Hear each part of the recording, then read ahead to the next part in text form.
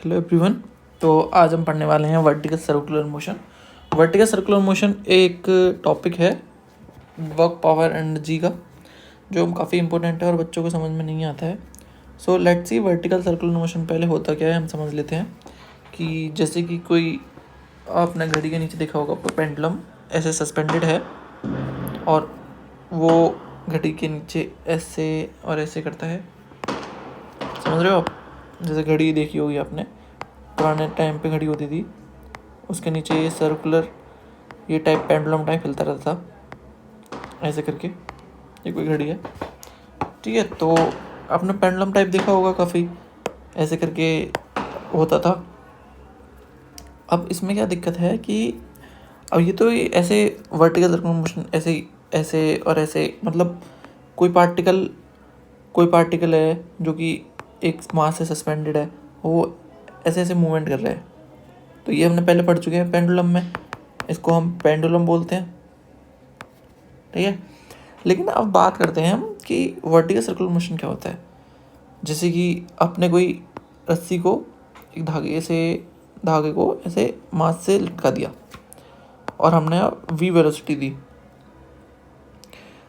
अब जब वो पार्टिकल ऊपर जाएगा, हमने कोई इतनी रफ्तार दे दी कि वो पूरा सर्कल कर दिया।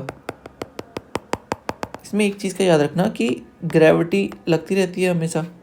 ऐसा समझिए कि ये मेरा कोई प्लेन है और यहाँ पर मैं खड़ा हुआ हूँ और मेरे हाथ में कोई रस्सी में कोई मास लटका हुआ है और वो ऐसे ऐसे घूम रहा है। तो उसका प्लेन ऑफ मोशन क्या हुआ, ये वाला, समझ रहे हो ना। प्लेन ऑफ मोशन, ये वाला प्लेन ऑफ मोशन हुआ ना, आराम से ना कहीं बाहर। अगर मैंने इसको एक्स बोलता हूँ, उसको वाई बोल देता हूँ, तो हमारा ये वाला प्लेन ऑफ मोशन हुआ, ठीक है। तो आप थोड़ा बहुत समझे और आपने पढ़ लिया होगा। इसमें क्या होता है कि ये कोई पॉइंट ओ से सस्पेंडेड है पार्टिकल, इसको मैं हटा देता हूँ। और यहाँ पर कोई पार्टिकल है जो कि जिसकी v वेलोसिटी है। तो ऑब्वियसली वो ऐसे करके कुछ सर्कल करेगा कि नहीं करेगा। बस तो हम इसमें यही पढ़ते हैं। वर्टिकल सर्कुलर मोशन की फील आपको आ गई होगी काफ़ी। तो इसमें जो मेन चीज़ें पढ़ते हैं मैं आपको जल्दी कवर कर देता हूँ, ताकि ये तो मैंने क्विक 5 मिनट वीडियो बना रहा हूँ ताकि आपके समझ में आए। जैसे कि ये वर्टिकल सर्कुलर मोशन है, ये सर्कल ले लेते हैं हम, और ये कोई पार्टिकल का मैंने पाथ बना दिया जिसका मास m है और हमने इसकी वेलोसिटी v दी है। अब सपोज करिए कि वो कहीं यहाँ पर है, थीटा एंगल पर, मास जिसका mg है। और आप अगर वर्टिकल सर्कुलर मोशन देख रहे हैं तो आपको सर्कल के बारे में पता होगा। यहाँ पर टेंशन फोर्स लगता है।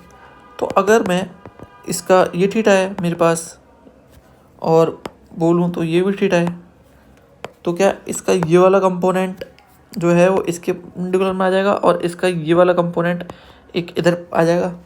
आओ लिख लेते हैं। जैसे इसका mg का कंपोनेंट ये थीटा, तो ये थीटा mg cos थीटा, समझे आप। और इसका एक ये कंपोनेंट आ जाएगा mg sin थीटा। तो जैसे कि आपने पढ़ा होगा कि force toward the centre is equal to mass into centripetal acceleration, where centripetal acceleration is v²/r, समझे आप। तो अब फोर्स टुवर्ड द सेंटर को क्या लिख सकता हूँ मैं, बताओ। इसमें क्या है हमारे पास, लिख दूँ मैं ऐसे कि tension minus mg cos theta. आप इसको देखिए, इस पॉइंट को मैं आपको ये वाले पॉइंट को मैं विजुलाइज कराता हूँ एक बार। ये कोई ऐसे पॉइंट है जिस पे टेंशन लग रहा है ऐसे और नीचे लग रहा है mg cos थीटा और इसके परपेंडिकुलर लग रहा है mg sin थीटा, समझ में आ रहा है। ये मैंने mg कंपोनेंट ले लिए और यहाँ पर है रेडियस, तो ये इस डायरेक्शन में आ गया। चलिए अब मैंने यहाँ पे लिख सकता हूँ mv²/r सेंट्रीपिटल एक्सीलरेशन। तो यहाँ पर टेंशन की वैल्यू क्या आ गई, mv²/r plus mg cos theta, समझ पा रहे हो ना आप। अब यहाँ पर टेंशन की वैल्यू आ गई, ये कहाँ से कहाँ तक होगी, ये होगी ए से लेके बी तक, समझे। तो क्या मैं इस जोन को, एक बात बताइए, इस जोन में टेंशन की तो यही वैल्यू रहेगी ना, T is equal to M B square by R plus M G cos theta. देखिए M B square by R plus M G cos theta, ये होगी इसकी टेंशन की वैल्यू कहाँ से कहाँ तक, ए से लेके बी तक, ए से लेके बी तक। तो ये बताइए क्या ये कभी नेगेटिव या ज़ीरो हो सकता है? नहीं ना।